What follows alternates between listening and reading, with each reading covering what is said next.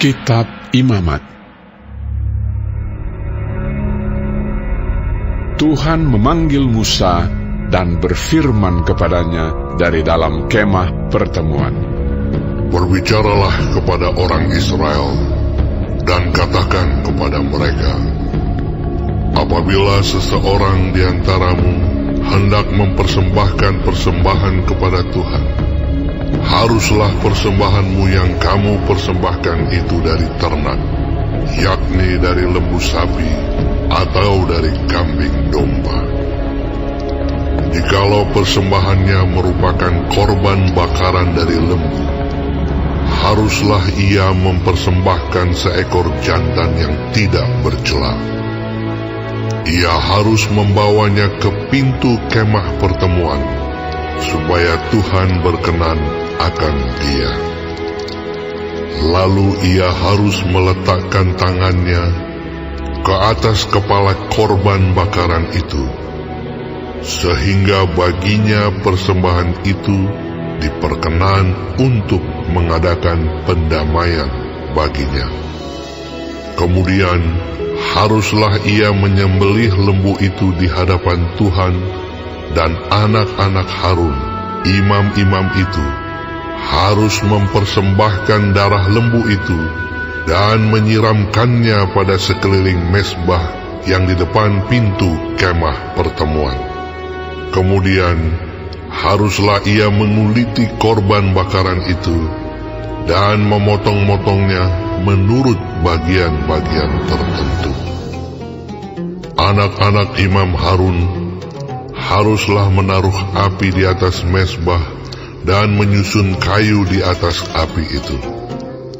Dan mereka harus mengatur potongan-potongan korban itu dan kepala serta lemaknya di atas kayu yang sedang menyala di atas mezbah. Tetapi isi perutnya dan betisnya haruslah dibasuh dengan air, dan seluruhnya itu harus dibakar oleh imam di atas mezbah sebagai korban bakaran, sebagai korban api-apian yang baunya menyenangkan bagi Tuhan. Jikalau persembahannya untuk korban bakaran adalah dari kambing domba, baik dari domba maupun dari kambing, haruslah ia mempersembahkan seekor jantan yang tidak bercela. Haruslah ia menyembelihnya pada sisi mezbah sebelah utara di hadapan Tuhan. Lalu haruslah anak-anak Harun, imam-imam itu, menyiramkan darahnya pada mezbah sekelilingnya. Kemudian haruslah ia memotong-motongnya menurut bagian-bagian tertentu, dan bersama-sama kepalanya dan lemaknya diaturlah semuanya itu oleh imam di atas kayu yang sedang menyala di atas mezbah. Isi perut dan betisnya haruslah dibasuhnya dengan air, dan seluruhnya itu haruslah dipersembahkan oleh imam dan dibakar di atas mezbah. Itulah korban bakaran, suatu korban api-apian yang baunya menyenangkan bagi Tuhan.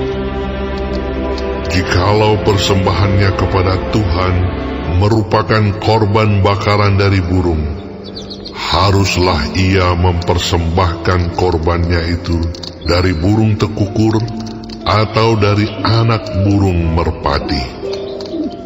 Imam harus membawanya ke mezbah, lalu memulas kepalanya dan membakarnya di atas mezbah. Darahnya harus ditekan keluar pada dinding mezbah. Temboloknya serta dengan bulunya haruslah disisihkan dan dibuang ke samping mezbah sebelah timur ke tempat abu.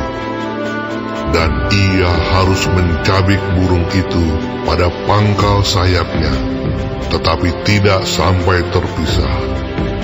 Lalu imam harus membakarnya di atas mezbah, di atas kayu yang sedang terbakar. Itulah korban bakaran, suatu korban api-apian yang baunya menyenangkan bagi Tuhan.